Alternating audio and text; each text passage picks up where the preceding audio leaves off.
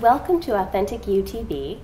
I'm your host, Michelle Arbeau. Today we have special guest Eric Rankin. Welcome to the show, Eric. Hi, Michelle. Thanks so much for having me on. Oh, it's a pleasure. So, Eric, what does living with authenticity mean to you? Well, I wrote a book that has dolphins in it, and my experience was I was a Coast Guard licensed captain boating almost every day in Southern California, exposed to dolphins.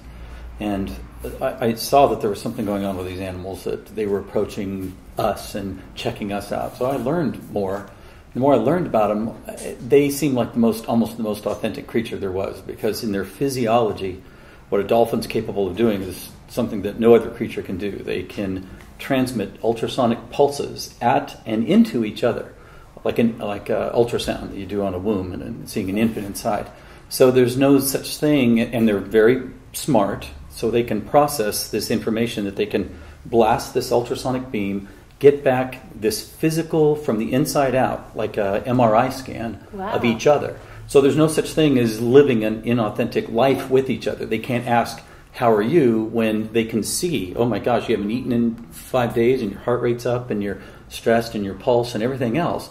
So that became sort of the essence of my book. It's called The Aquarians, and as we move into the Aquarian age, a key word that we keep hearing over and over and over again, I've heard it tonight when you've talked with other people, is transparency. And there is no animal on earth that lives a more transparent existence than a dolphin. That's just their daily condition of living with each other, is a transparent existence. So they can't hide. They don't have an option of even trying to put on a mask.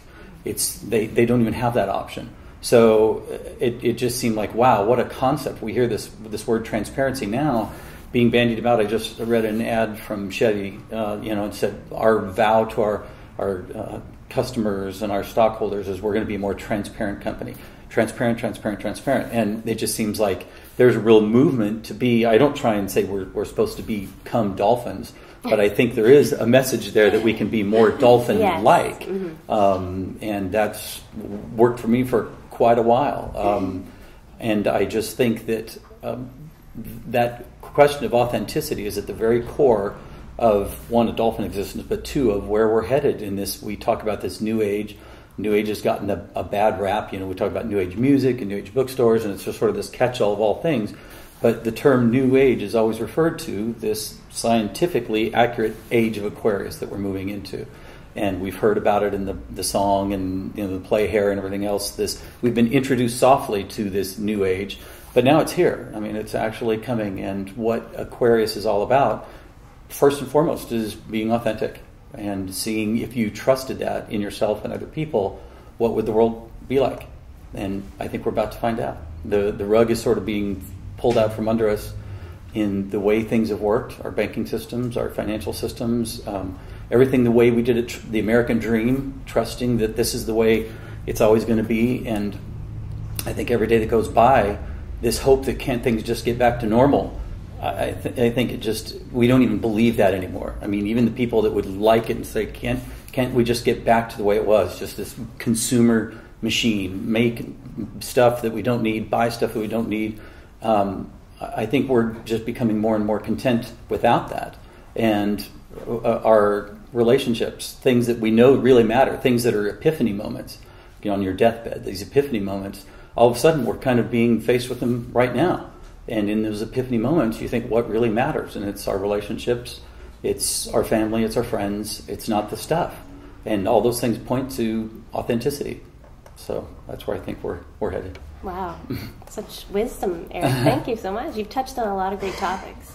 The whole transparency issue is really big, and like you say, it's it's a hot topic, and people are talking about it. Yeah. Well said. Very wise. Thanks. Thank you. So, Eric, how are you living your authentic you? Gosh, I guess writing the book was a big step for me. I was exposed to a lot of this ideology. I do energy work. I was exposed to that 15 years ago, and it kind of opened a door. And I think that's probably the process that works for most people, is if a door is opened up, you're kind of knocking to know a door will open up, and then it's your challenge to go through it. And it will happen. Your awareness will rise if you ask. So, but then the burden is onto you of doing what you've learned. You won't be given wrong information if you're just in your core sense of self and you ask a question. The answer will be revealed to you, and it will be a simple answer. Acting on it might not be so simple. It might be, be honest when you've been fake. Be real when you haven't been. Act in love. You know that love is right. Act in love.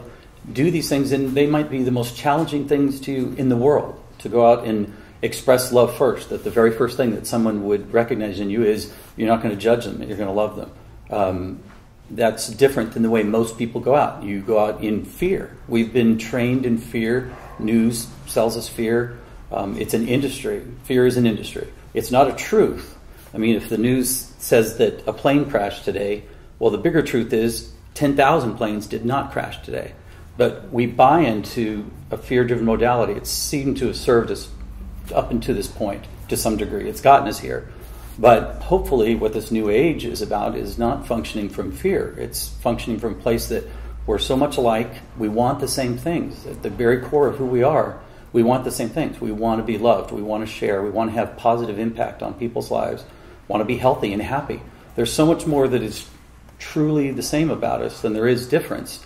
And I think even social media is opening this up. That I have 5,000 Facebook friends from around the world, and all of a sudden these people that are wishing you happy birthday from Iraq and Nepal and everything else, and you think, wow, that person is now somebody I feel like I know. It's not an other over there. It's me over there.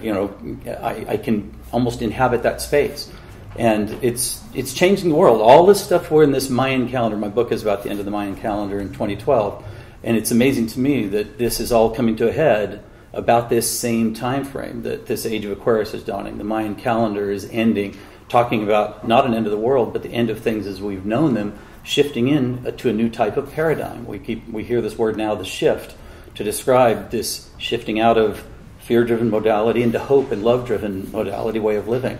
And I think that's what we're doing. So I try and function from a place of authenticity, and authenticity to me, I have to work at it. I have to reboot myself. It doesn't come always automatically, but the trigger to reboot myself, which I think anybody can do. I think if you, like in energy work, if you strip somebody down and they're calm and feeling safe, their authentic voice will say, I'm a good person. I want good things in life. I want good things for other people. That's a great place to reboot yourself anytime. It could be at a traffic light if you remind yourself to do it. So I can't say that it's automatic for me, but there is a trigger that, and it could be anything. It could be someone upsetting me, could be the trigger to go reboot myself into things that I know I said I am about, and be those things.